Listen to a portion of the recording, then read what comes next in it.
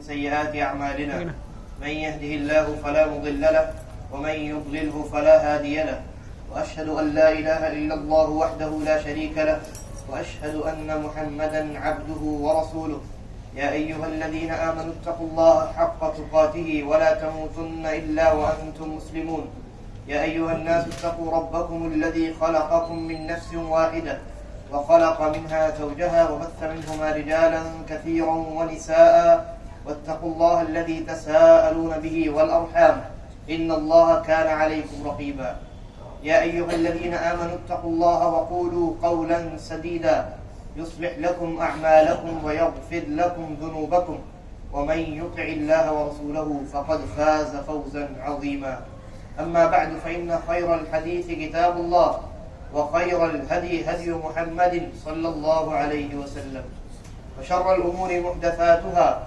وكل محدثة بدعة وكل بدعة ضلالة وكل ضلالة في النار. قال نبينا محمد صلى الله عليه وسلم من أحدث في أمرنا هذا ما ليس منه فهو رد. ہر قسم کی حمد و ثنا تعریف و توصیف اللہ رب العالمین کے لیے لائق اور سزاوار ہے. درود و سلام نازل ہو نبی مکرم جناب محمد رسول اللہ صلی اللہ علیہ وسلم پر جنہیں اللہ تبارک و تعالی نے اپنے دین اور اپنی شریعت کو مکمل کرنے کے لیے مبعوث فرمایا. لہذا آپ کے مبعوث ہو جانے کے بعد، آپ کے اس دنیا میں آ جانے کے بعد اور شریعت کے مکمل ہو جانے کے بعد نہ اس بات کی گنجائش بچی کہ اس شریعت میں سے ذرہ برابر بھی کسی چیز کو کم کیا جا سکے، اور نہ اس بات کی گنجائش بچی کہ اس شریعت میں ذرہ برابر کی بھی زیادتی اور اضافہ کیا جا سکے. اس لیے کہ یہ شریعت کامل و مکمل ہے، اس میں نہ کمی کی جا سکتی ہے اور نہ اس میں اضافہ اور زیادتی کیا جا سکتا ہے. حضرات گرامی، پچھلے جمعے کے خطبے میں ہم نے جس موضوع کو شروع کیا تھا وہ موضوع تھا کہ اس ماہ رجب کے مہینے میں مسلمانوں کے درمیان کچھ ایسے بڑے بڑے اعمال انجام دیے جاتے ہیں جنہیں مسلمان ثواب کی نیت سے اور اجر و ثواب کی نیت سے انجام دیتے ہیں، لیکن حقیقت یہ ہے کہ ان اعمال کا شریعت سے دور دور تک کوئی واسطہ نہیں. اور پچھلے جمعے کے خطبے میں ان اعمال کے اوپر گفتگو کرنے سے پہلے آپ کے سامنے ایک مقدمہ بیان کیا گیا تھا، اور وہ یہ تھا کہ کوئی عمل عبادت اس وقت بن سکتا ہے جب اللہ رب العالمین خود یا اللہ رب العالمین اپنے نبی محمد رسول اللہ صلی اللہ علیہ وسلم کی زبانی امت کو خبر دے، اپنے بندوں کو خبر دے کہ یہ عمل عبادت ہے. گویا کسی عمل کے عبادت ہونے کے لیے شرط ہے کہ اس عمل کو عبادت بنانے والا کون ہو، خود اللہ رب العالمین ہو، یا تو اس نے ڈائریکٹ اپنی کتاب میں اس عمل کے عبادت ہونے کی خبر دی ہو، یا اس نے اپنے نبی کے ذریعے سے اس بات کو ہم تک پہنچایا ہو کہ فلاں عمل عبادت ہے. لہذا اگر کوئی انسان یہ دعویٰ کرے کہ یہ عمل عبادت ہے تو ایسی صورت میں ہم اس سے مطالبہ کریں گے. اس چیز کا ہم مطالبہ کریں گے کہ اس عمل کو تم نے جو عبادت قرار دیا ہے اس کی دلیل کہاں ہے، اور دلیل سے مراد اللہ اور اس کے رسول کی جانب سے یہ خبر کہ یہ عمل عبادت ہے. لہذا اگر کسی نے کسی عمل کو عبادت قرار دیا اور اللہ اور اس کے رسول کی جانب سے اس عمل کے عبادت ہونے کی خبر لا کر ہمیں دی تو ہم تسلیم کریں گے کہ وہ عمل عبادت ہے. لیکن اگر کسی نے اپنی جانب سے صرف اس بنیاد پر کہ دیکھنے میں یہ عمل بہت خوبصورت معلوم ہوتا ہے، دیکھنے میں یہ عمل دل کو بہت اچھا لگتا ہے، لہذا اس عمل کو عبادت قرار دے دیا جائے اور یہ اعلان کر دیا جائے کہ اس عمل کو انجام دینے والا اجر و ثواب کا مستحق ہوگا، اور اللہ رب العالمین یا اس کے رسول صلی اللہ علیہ وسلم کی جانب سے اس عمل کو عبادت قرار نہیں دیا گیا ہو تو ایسی صورت میں وہ عمل عبادت قیامت کی صبح تک نہیں بن سکتی. اور جب وہ عمل عبادت نہیں ہے اور اس عمل کو عبادت قرار دیا جا رہا ہے تو ایسی صورت میں اس عمل کے اوپر کیا حکم لگے گا؟ اس عمل کے اوپر بدعت ہونے کا حکم لگے گا. اس لیے کہ عبادت کی جتنی صورتیں ہو سکتی ہیں، عبادت کی جتنی شکلیں ہو سکتی ہیں، عبادت کے جتنے اقسام ہو سکتی ہیں، اللہ اور اس کے رسول نے مکمل طور پر ہمیں اور آپ کو اس کی خبر دے دی. لہذا اب اگر اٹھ کر کے کوئی انسان کہے کہ یہ عمل بھی عبادت ہے تو در حقیقت وہ اس کامل و مکمل شریعت میں اضافہ کرنے والا ہوتا ہے. اور دین میں اضافے ہی کو بدعت کہتے ہیں. دین میں اضافے کو بدعت کہتے ہیں. اور یہ بدعت گمراہی ہے، اور گمراہی کہاں لے کر جاتی ہے؟ انسان کو جہنم میں لے جاتی ہے. تو یہ مقدمہ مختصراً ابھی آپ کے سامنے میں نے دوہرا دیا. پچھلی جو ہماری گفتگو ہوئی تھی اس میں اس مقدمے پر میں نے تفصیلی گفتگو کی تھی. اب اس کے بعد ماہ رجب میں نے یہ کہا تھا کہ 4 بڑی بڑی بدعتوں کو انجام دیا جاتا ہے. یعنی 4 ایسے بڑے بڑے اعمال انجام دیے جاتے ہیں جس عمل کے عبادت ہونے کے متعلق اللہ اور اس کے رسول نے ہمیں کوئی خبر نہیں دی، لیکن انسانوں نے اپنی جانب سے اس عمل کو عبادت قرار دے دیا. اور ان اعمال میں سب سے پہلا عمل تھا رجب کے مہینے میں خاص طور سے روزہ رکھنا. اور یہ روزہ یا تو رجب کی پہلی شب میں رکھی جاتی ہے یا رجب کے پہلے ہفتے میں جو جمعے کا دن ہوتا ہے اس جمعہ سے پہلی جو رات ہوتی ہے، یعنی جمعہ رات کے مغرب کے بعد جمعہ کا دن شروع ہو گیا تو اس میں اس دن جمعرات کے دن وہ روزہ رکھا جاتا ہے. یا بعض لوگ کسی اور دن بھی رکھتے ہیں، اس سے بحث نہیں ہے. ماہ رجب میں خاص طور سے روزہ رکھا جاتا ہے. یہ پہلی بدعت تھی اور اس کے متعلق آپ کے سامنے یہ بیان ہوا تھا کہ ماہ رجب میں خاص طور سے روزہ رکھنا اللہ اور اس کے رسول سے ثابت نہیں، بلکہ خلیفہ راشد حضرت عمر ابن خطاب رضی اللہ عنہ سے یہ ضرور ثابت ہے کہ آپ جب رجب کے مہینے میں کسی انسان کو خاص طور سے روزہ رکھتے ہوئے دیکھتے تو اس کی انگلیوں پر اپنے کوڑوں سے مارا کرتے تھے اور یہ کہا کرتے تھے کہ رجب کے مہینے میں خاص طور سے روزہ رکھنا یہ رجب کے مہینے کی ایکسٹرا تعظیم ہے، اور یہ وہ تعظیم ہے جو زمانہ جاہلیت میں مشرکین مکہ کیا کرتے تھے. لہذا رجب کے مہینے میں کسی خاص روزے کا کوئی ثبوت نہیں. اگر کوئی انسان خاص طور سے رجب کے مہینے میں روزہ رکھتا ہے تو وہ ایک بدعت کو انجام دیتا ہے. اسی طریقے پر رجب کے مہینے میں دوسری بدعت انجام دی جاتی ہے وہ ہزاری یا لکھی نماز ہے، یا اس کو صلاۃ الرغائب کہتے ہیں. ہزاری اور لکھی روزہ ہے، اس کا بھی بیان ہو گیا. اس نماز کو صلاۃ الرغائب کہتے ہیں اور اس نماز کا طریقہ بھی عجیب و غریب ہے اور اس میں پڑھنے والی دعاؤں کی ترتیب بھی عام نمازوں سے بہت مختلف ہے. اس نماز کے متعلق علماء کا اجماع ہے، اتفاق ہے کہ یہ نماز اللہ اور اس کے رسول صلی اللہ علیہ وسلم سے ثابت نہیں، بلکہ میں نے یہ بیان کیا تھا کہ مذہب حنفی کی ایک مشہور کتاب رد المختار ہے، اس کے اندر یہ لکھا ہے کہ اس نماز کو 400 ہجری کے بعد ایجاد کیا گیا. یعنی نبی اکرم صلی اللہ علیہ وسلم کے گزرنے کے لگ بھگ 400 سال کے بعد کسی انسان نے اس نماز کو ایجاد کیا، انوینٹ کیا اور کہا کہ یہ نماز عبادت ہے. لہذا جو چیز 400 سال تک عبادت نہیں تھی وہ اچانک 400 سال کے بعد عبادت کیسے بن سکتی ہے؟ تو یہ 2 بڑی بدعتوں کا آپ کے سامنے بیان ہوا تھا. باقی بچتی ہیں 2 مزید بدعتیں. وہ کون سی ہے؟ پہلی ہے شب معراج کی بدعت اور دوسری ہے کنڈے کی بدعت. شب معراج کی جہاں تک بات ہے تو اس حقیقت سے انکار نہیں کیا جا سکتا کہ نبی مکرم جناب محمد رسول اللہ صلی اللہ علیہ وسلم کو اسراء اور معراج کروایا گیا تھا. اسراء کہتے ہیں مکہ المکرمہ سے فلسطین میں جو بیت المقدس ہے وہاں تک کے سفر کو. تو نبی اکرم صلی اللہ علیہ وسلم نے حضرت جبرائیل علیہ السلام کے ساتھ مکہ المکرمہ سے بیت المقدس کا سفر اسی ایک رات میں طے کیا. یہ ہے اسراء.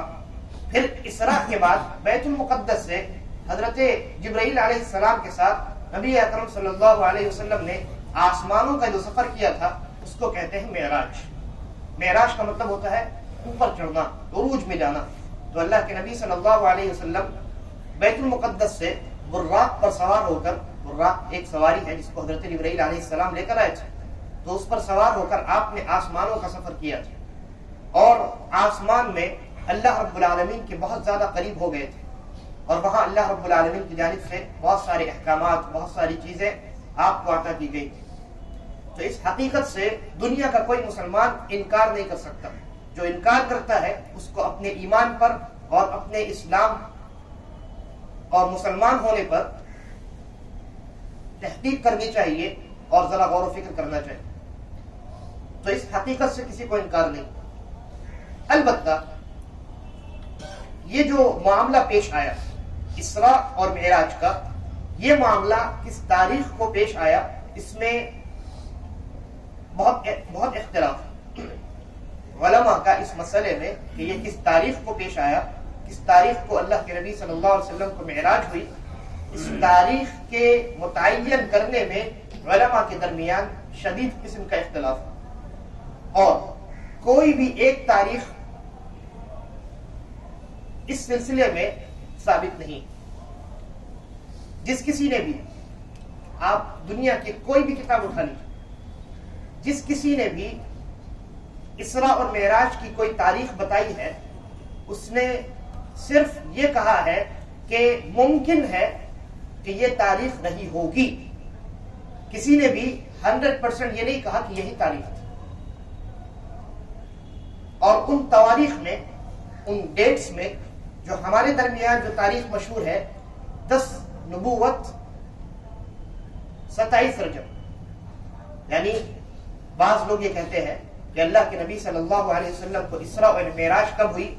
نبوت کے 10ویں سال، جب آپ کو نبوت ملی اس وقت سے لے کر جب 10 سال گزر گیا، 10واں سال چل رہا تھا، اس 10ویں سال میں 27ویں رجب کی شب میں نبی اکرم صلی اللہ علیہ وسلم کو اسراء اور معراج کروایا گیا. اولم تو یہ کہ جنہوں نے یہ بات لکھی ہے انہوں نے بھی یہ نہیں لکھا کہ اسی تاریخ کو 100% اللہ کے نبی صلی اللہ علیہ وسلم کو اسراء اور معراج میں تھی. لہذا جب لکھنے والے نے یہ نہیں لکھا تو ہم اور آپ جو استدلال جو ان کی کتابوں کو پڑھنے والے ہیں، ہم کیسے 100% یہ کہہ سکتے ہیں کہ اسی رات کو اللہ کے نبی صلی اللہ علیہ وسلم کو اسراء اور معراج میں؟ پہلی بات. دوسری بات، اگر ہم یہ مان لیں کہ چلو 10 نبوت کو 27ویں رجب کو اللہ کے نبی صلی اللہ علیہ وسلم کو معراج ہوتی ہے، تو ایسی صورت میں ہمارا یہ ماننا خود بخود غلط ہو جاتا ہے. کیسے؟ نبی اکرم صلی اللہ علیہ وسلم کی سب سے پہلی زوجہ محترمہ کون ہے؟ حضرت خدیجہ الکبریٰ رضی اللہ عنہا. اور مؤرخین کا اتفاق ہے کہ حضرت خدیجہ الکبریٰ رضی اللہ عنہا کا انتقال 10 نبوت میں، یعنی جس میں یہ دعویٰ کیا جاتا ہے کہ جس سال میں اللہ کے نبی کو اسراء اور معراج ہوئی تھی اسی سال 10 نبوت میں شوال کے مہینے میں، جو رجب کے بعد آتا ہے، رجب کے بعد شعبان کے بعد رمضان، پھر اس کے بعد شوال. تو اس بات پر اتفاق ہے کہ 10 نبوت میں، نبوت کے 10ویں سال میں شوال کے مہینے میں حضرت خدیجہ الکبریٰ رضی اللہ عنہا کا انتقال ہوا تھا. اس بات پر اتفاق ہے. یہ پہلا اتفاق ہوا. دوسرا اتفاق یہ کہ مؤرخین نے اس بات پر بھی اتفاق کیا ہے کہ حضرت خدیجہ الکبریٰ رضی اللہ عنہا کی زندگی میں جو 5 وقتہ نمازیں ہیں، یہ نمازیں مسلمانوں کے اوپر فرض نہیں کی گئی تھی. یہ 2 اتفاق آپ نے سنا. اور اس بات پر بھی اتفاق ہے، یہ تیسرا اتفاق، اور یہ اتفاق سب کا ہے. اس بات پر بھی اتفاق ہے کہ اللہ کے نبی صلی اللہ علیہ وسلم کو 5 نمازوں کا تحفہ کب عطا کیا گیا تھا؟ معراج میں. کب عطا کیا گیا؟ معراج میں. معراج میں جب آپ تشریف لے گئے تو وہاں اللہ رب العالمین کی جانب سے آپ کو 5 وقتہ نمازوں کی شکل میں ایک عظیم عبادت کا تحفہ امت کے لیے عطا کیا گیا. ٹھیک ہے. اب آپ ان دونوں چیزوں کو ملائیے, ان دونوں چیزوں کو ملائیے. ایک طرف حضرت خدیجہ الکبریٰ رضی اللہ عنہا ہے جن کی زندگی میں نماز فرض نہیں ہوئی, اس بات پر اتفاق ہے. ٹھیک ہے. دوسری چیز, اس بات پر بھی اتفاق ہے کہ معراج کی شب ہی نبی اکرم صلی اللہ علیہ وسلم کو نماز عطا کی گئی. نتیجہ کیا نکلا؟ نتیجہ یہ نکلا کہ حضرت خدیجہ الکبریٰ رضی اللہ عنہا کی زندگی میں اللہ کے نبی صلی اللہ علیہ وسلم کو معراج نہیں. اور یہ نتیجہ درست ہے. اس بات کا ثبوت یہ ہے کہ حضرت خدیجہ الکبریٰ رضی اللہ عنہا کا انتقال 10 شوال 10ویں نبوت میں ہوا. 10 شوال کے مہینے میں کسی تاریخ کو 10ویں نبوت میں ہوتا ہے. اور جن لوگوں نے یہ کہا کہ 10 نبوت میں رجب کے مہینے میں معراج اللہ کے نبی صلی اللہ علیہ وسلم کی ہوئی تھی, اس صورتحال میں جب ہم ان دونوں چیزوں کو ملاتے ہیں تو معلوم ہوتا ہے کہ یہ تاریخ رجب کی غلط ہے. اس لیے کہ حضرت خدیجہ الکبریٰ کی زندگی میں رضی اللہ عنہا نماز فرض ہی نہیں ہوئی. اس کا مطلب کیا ہوا؟ نماز فرض نہیں ہوئی, اس کا مطلب کیا ہوگا؟ اللہ کے نبی کو معراج نہیں ہوئی. بات سمجھ میں آ رہی؟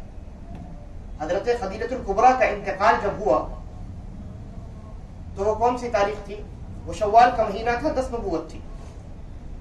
اور حضرت خدیجہ کی زندگی میں نماز فرض نہیں ہوئی. اس کا مطلب کیا ہوا؟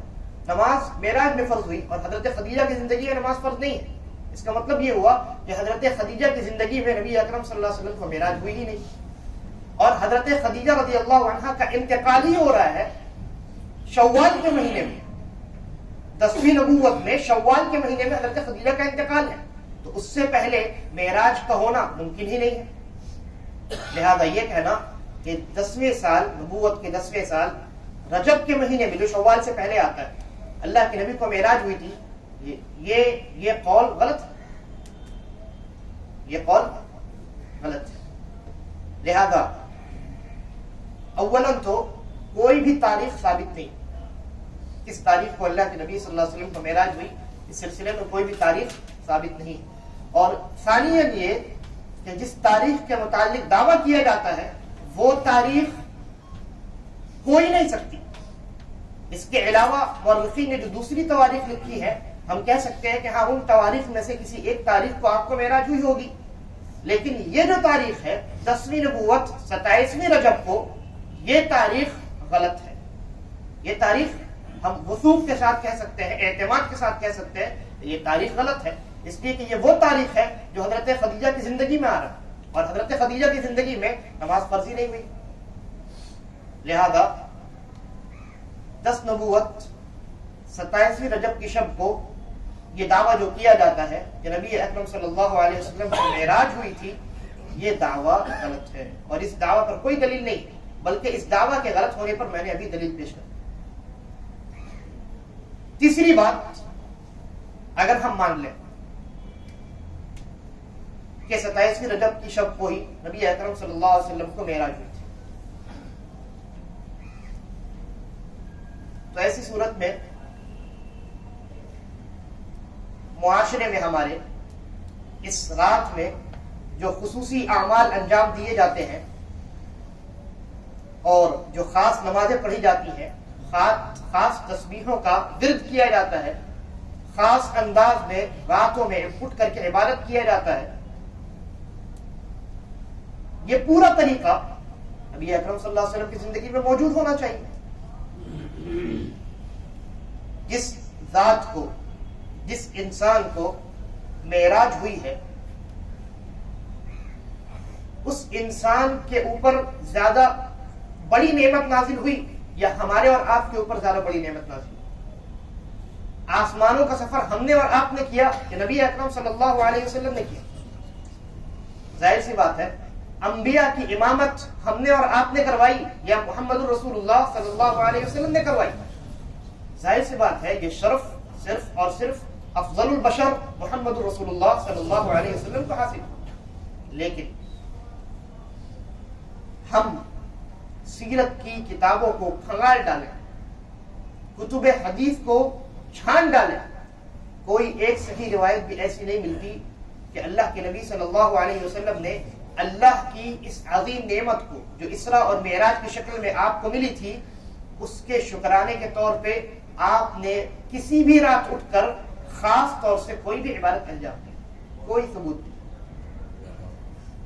پھر اس کے بعد وہ لوگ جنہیں اللہ رب العالمین نے اپنی نبی کی صحبت کے لیے چنا تھا، یعنی صحابہ کرام رضوان اللہ علیہم اجمعین، ان کی پوری زندگی کو آپ چھان لیں، کسی ایک صحابی سے بھی ان کی زندگی میں کسی ایک رات بھی خاص شب معراج کی مناسبت سے عبادات کے انجام دینے کا کوئی ثبوت نہیں۔ لہذا اگر یہ مان بھی لیا جائے کہ 27 رجب کو ہی اللہ کے نبی صلی اللہ علیہ وسلم کو معراج ہوئی تھی، تب بھی اس رات میں عبادت کا کرنا ثابت نہیں۔ اب اگر کوئی انسان اٹھ کر کہے کہ آپ عبادت سے کیسے روک سکتے ہیں، اور مان لیا کہ تاریخ ثابت نہیں ہے، مان لیا اللہ کے نبی کو معراج نہیں، لیکن وہ انسان خاص کر کے اٹھ کر کے عبادت ہی نہ کر رہا ہے، تو جواب اس کا یہ ہے کہ عبادت کے معاملے میں آپ زیادہ سمجھ رکھتے ہیں یا نبی اکرم صلی اللہ علیہ وسلم اور آپ کے صحابہ۔ جب نبی اکرم صلی اللہ علیہ وسلم اور صحابہ کرام نے خاص طور سے کسی بھی رات میں معراج کی مناسبت سے کوئی عبادت نہیں کی، تو ہم اور آپ کون ہوتے ہیں؟ عبادات کو گڑھنے والے۔ یہاں بھی دو باتیں ہو سکتی ہیں، یا تو ہم یہ کہیں کہ اللہ کے نبی صلی اللہ علیہ وسلم نے ہمیں اور آپ کو نہیں بتایا کہ ہاں اس رات بھی عبادت کرنی، اور چھپا لیا، اور یہ بات کوئی مسلمان نہیں کہہ سکتا۔ لہذا اگر یہ آپشن ختم ہو گیا تو دوسرا یہ آپشن بچتا ہے، اور وہ یہ کہ اس رات میں کوئی عبادت ہمیں نہیں کرتی۔ اگر اس کے باوجود بھی ہم کرتے ہیں تو در حقیقت ہم یہ دعویٰ کر رہے ہوتے ہیں کہ ہمیں عبادت کے متعلق نبی اکرم صلی اللہ علیہ وسلم اور صحابہ سے زیادہ سمجھ، نبی اکرم صلی اللہ علیہ وسلم اور صحابہ سے زیادہ علم ہمیں ہو گیا کہ ہم نے ان عبادات کو انجام دینا شروع کر دیا جن عبادات کا کوئی ثبوت اور کوئی ذکر اس زمانے میں، جس زمانے میں آسمان سے وحی نازل ہوتی تھی، حضرت جبرائیل علیہ السلام لے کر اللہ رب العالمین کا پیغام محمد رسول اللہ صلی اللہ علیہ وسلم کے پاس حاضر ہوا کرتے تھے، اس زمانے میں جس عبادت کا ثبوت نہیں ہے، اس عبادت کا تذکرہ یا اس عبادت کے متعلق ہم اپنی جانب سے کیسے پہل کر سکتے ہیں؟ لہذا کسی بھی صورت میں، کسی بھی اعتبار سے، کسی بھی زاویے سے شب معراج کی مناسبت سے کوئی عبادت مسلمانوں کو کرنے کی اجازت نہیں ہے۔ جو انسان کرے جاننے کے بعد کہ اس رات میں اللہ کے نبی نے عبادت نہیں کی، وہ انسان در حقیقت بدعت کو انجام دے رہا ہے، اور بدعت جہنم میں لے جانے والی ہے۔ یہ تیسری بڑی بدعت تھی جو رجب کے مہینے میں ہوتی ہے۔ چوتھی بڑی بدعت جو کنڈے کی شکل میں ہوتی، اور یہ کنڈا حضرت جعفر صادق رحمہ اللہ کی یوم پیدائش کے مناسبت سے کیا جاتا ہے۔ حلوہ پوری ہوتی ہے اور اس کے اوپر فاتحہ پڑھی جاتی ہے، اور اس میں حضرت جعفر صادق رضی اللہ عنہ رحمہ اللہ کے نام کو لیا جاتا ہے، یا یہ سمجھ لیجئے کہ وہ پورا کا پورا کھانا انہی کے نظر ہوتا ہے۔ یہ کنڈا ہے، اور یہ آج ہمارے زمانے میں، ہمارے معاشرے میں بہت عام ہے۔ ایک زمانہ ایسا تھا جب یہ جو کنڈا ہے یہ سنیوں کے درمیان نہیں تھا۔ غور سے سنو، ایک زمانہ ایسا تھا یہ جو کنڈا ہے یہ ہمارے اور آپ کے گھروں میں سنیوں کے درمیان، اس کا کوئی وجود نہیں تھا، بلکہ یہ کنڈا شیعوں کے گھر میں چھپ چھپا کر انجام دیا جاتا تھا۔ لیکن پھر آہستہ آہستہ کیسے یہ شیعوں سے ہو کر کے سنیوں میں آ گیا، ابھی انشاءاللہ آپ کے سامنے اس کا بیان ہے۔ اللہ تبارک و تعالی ہمیں اور آپ کو صحیح سمجھ کی توفیق عطا فرمائے۔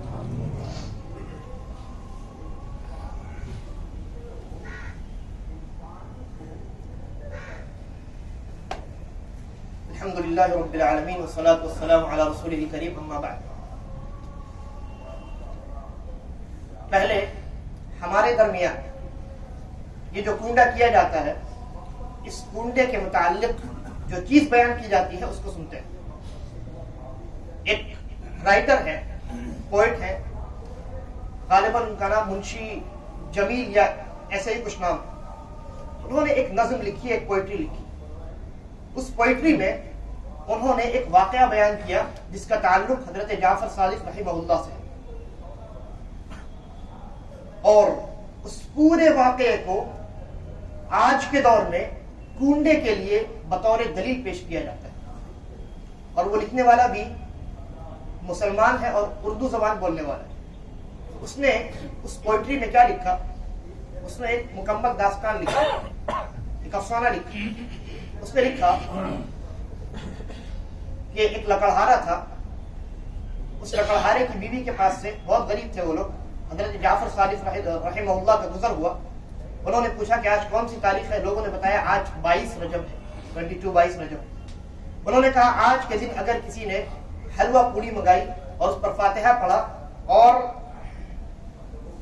اس کو میرے نام کیا تو اس کے تمام گناہ بخش دیے جائیں گے، اس کی تمام پریشانیاں ختم ہو جائیں گی، اور اگر قیامت کے دن اس کو پکڑا گیا تو وہ آ کر کے میرا دامن پکڑ لے۔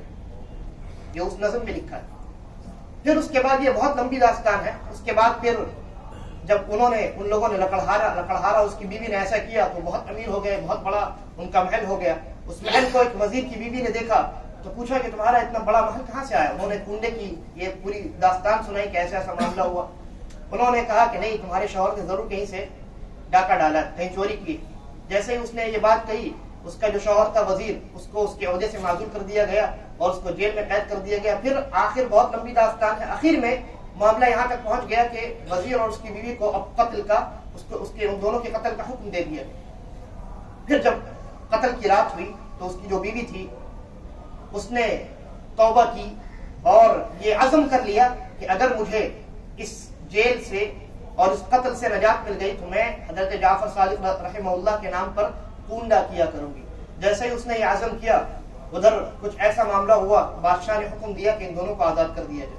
پھر جب آزاد کر دیا گیا تو انہوں نے بادشاہ کے سامنے کنڈے والی پوری داستان سنائی۔ بادشاہ بھی کنڈا کرنے لگا، پوری رعایا بھی کنڈا کرنے لگی۔ اور اس نظم کے اندر، اس واقعے کے شروع میں یہ لکھا ہے کہ وہ جو وزیر تھا وہ در حقیقت مدینہ منورہ میں ایک بادشاہ کے یہاں وزیر تھا اور وہاں اس کا محل تھا۔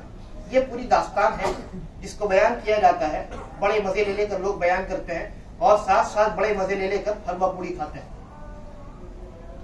اور اس کو کنڈے کا نام دیا جاتا ہے، حضرت جعفر صادق رحمہ اللہ کا کنڈا۔ آپ اس داستان کو اگر ایک نظر دیکھیں تو آپ کے سامنے حقیقت واضح ہو جائے۔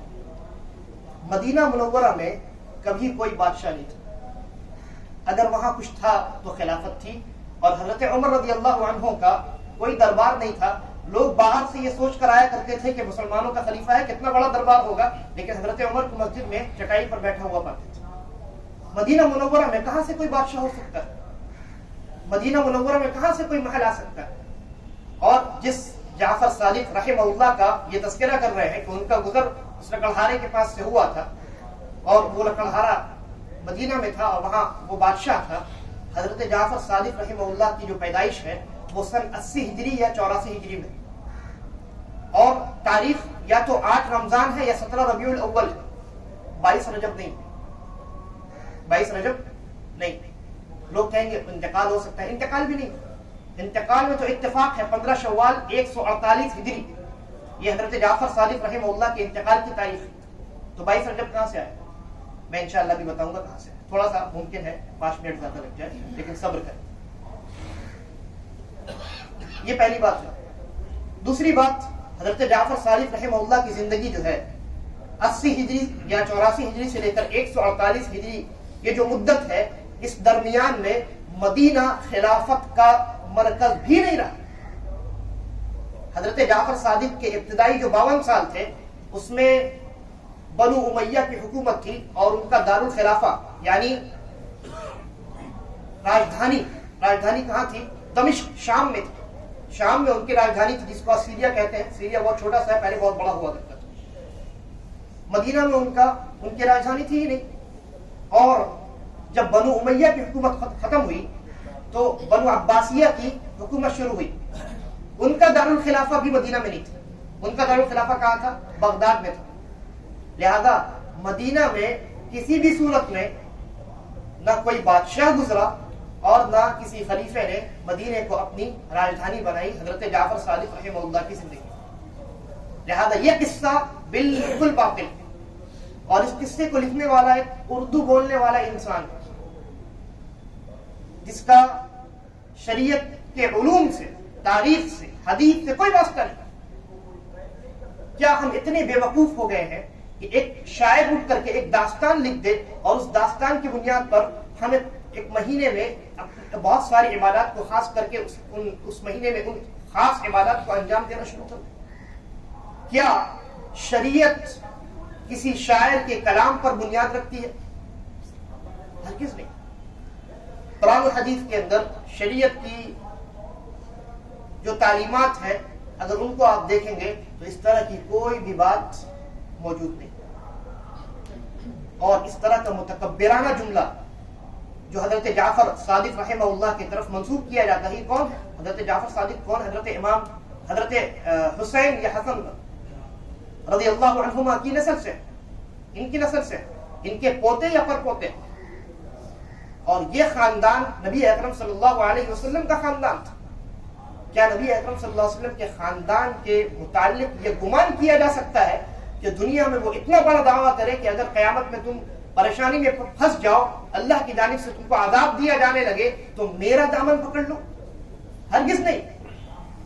نبی مکرم جناب محمد رسول اللہ صلی اللہ علیہ وسلم نے حضرت فاطمہ رضی اللہ عنہا کو کیا کہا تھا؟ کہا تھا یا فاطمہ بنت محمد، اے فاطمہ بنت محمد، سلینی ما شئت من مالی، میرے مال سے دنیا میں جو چاہیے مانگ لو، ولا اغنیکی من اللہ شیئا، قیامت کے دن اگر اللہ کی گرفت ہو گئی تو میں کسی کام آنے والا نہیں۔ یہ صحیح بخاری اور صحیح مسلم کی روایت۔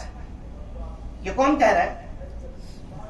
سید الانبیاء محمد الرسول اللہ صلی اللہ علیہ وسلم کا یہ فرمان ہے، آپ کے یہ کلمات ہیں۔ آپ یہ کہیں کہ اے عائشہ دنیا میں میرے مال سے جو مانگنا ہے مان لو، قیامت کے دن میں تمہارے کسی کام نہیں آؤں گا، یہ اللہ کے نبی صلی اللہ علیہ وسلم کا فرمان ہو، اور آج کل کا ایک انسان کھڑے ہو کر کے یہ کہے کہ حضرت جعفر صادق جو اللہ کے نبی صلی اللہ علیہ وسلم کی نسل سے ہے رحمہ اللہ، انہوں نے ایسا جملہ ارشاد کیا کہ قیامت کے دن میرا دامن پکڑ لو، کیا یہ ممکن ہے؟ کیا یہ ممکن ہے؟ ہرگز نہیں۔ یہ تہمت ہے، الزام ہے، جھوٹ ہے، افترا ہے، اور اس کی کوئی حقیقت نہیں۔ لہذا ایسے خرافات سے اپنے آپ کو، اپنی نسل کو، اپنی اولاد کو بچا کر رکھیں۔ ہمارا دین بہت صاف ستھرا ہے، بہت سیدھا سادہ ہے۔ ہمارے دین کی جو اصل ہے وہ اللہ رب العالمین کا فرمان اور محمد رسول اللہ صلی اللہ علیہ وسلم کا فرمان، اس سے زیادہ اور کچھ نہیں۔ اگر ہم اس سے زیادہ بڑھتے ہیں تو پھر ہماری صورتحال میں، اور بالخصوص جو ہمارے ہندو ہیں، اس سرزمین میں رہنے والے ہندو لوگ، ان کے درمیان کوئی فرق نہیں رہے۔ ان کے یہاں بھی سال کے 365 دن کسی نہ کسی کی پوجا کی جاتی ہے، کوئی نہ کوئی معبود ہوتا ہے جس کی وہ پوجا کرتے ہیں۔ آج مسلمانوں کا وہی حال ہو گیا ہے کہ نہیں ہو گیا؟ ان کے یہاں بھی ہر مہینے، ہر دن کسی نہ کسی کی عبادت کی جاتی ہے۔ آج کسی کے نام پہ مرغا ذبح کیا جا رہا ہے، کل کسی کے نام پہ خصی ذبح کی جا رہی، پرسوں کسی کے نام پہ فاتحہ خوانی کی جا رہی، ترسوں کسی کے یہاں نظر چڑھائی جا رہی، اور اس طرح سے لگاتار یہ سلسلہ جاری اور ساری۔ پھر ہم نے اور ان کے درمیان کیا فرق ہے؟ اللہ رب العالمین نے ہمیں اور آپ کو 5 وقت عبادت کا حکم دیا ہے، روزہ رکھنے کا حکم دیا ہے، مال سے زکوٰۃ ادا کرنے کا حکم دیا ہے، استطاعت ہے تو حج کرنے کا حکم دیا ہے۔ یہ 5 قسم کی عبادات ہیں، 4 قسم کی عبادت، اور انہی عبادات کی الگ الگ حکموں والی صورت ہے۔ جیسے فرض نماز ہے تو اس کے بالمقابل نفل نماز ہے، فرض روزہ ہے تو اس کے بالمقابل نفل روزہ ہے، فرض زکوٰۃ ہے تو اس کے بالمقابل نفل صدقہ ہے، حج ہے تو اس کے بالمقابل عمرہ ہے، اور پھر نفل عمرہ ہے، نفل حج ہے۔ تو یہ تمام چیزیں عبادات میں آتی ہیں، اور ان تمام کی عبادات ہونے کے لیے شرط ہے کہ اللہ اور اس کے رسول کی جانب سے ہمیں خبر دی گئی۔ لہذا وہ عبادات جن کے متعلق اللہ اور اس کے رسول کی جانب سے خبر موجود ہو، اسٹیمپ شریعت کا لگا ہو، تو ایسی صورت میں ہم اس عمل کی عبادت مانیں گے۔ اور اگر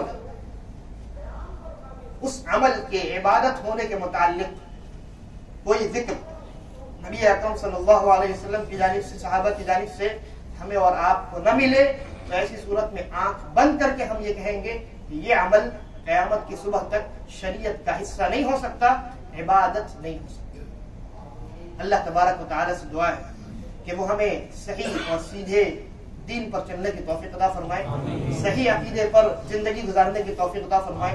نبی اکرم صلی اللہ علیہ وسلم اور آپ کے صحابہ کا جو منہج اور طریقہ ہے، جس کو ہم منہج سلف کہتے ہیں، اس منہج پر ہمیں اور آپ کو چلنے کی اور زندگی گزارنے کی توفیق عطا فرمائے، اور ہمارا خاتمہ بھی اسی عقیدے پر اور اسی منہج پہ ہو۔ اما بعد فإن خير الحديث كتاب الله وخير الهدي هدي محمد صلى الله عليه وسلم وشر الأمور محدثاتها وكل محدثة بدعة وكل بدعة ضلالة وكل ضلالة في النار.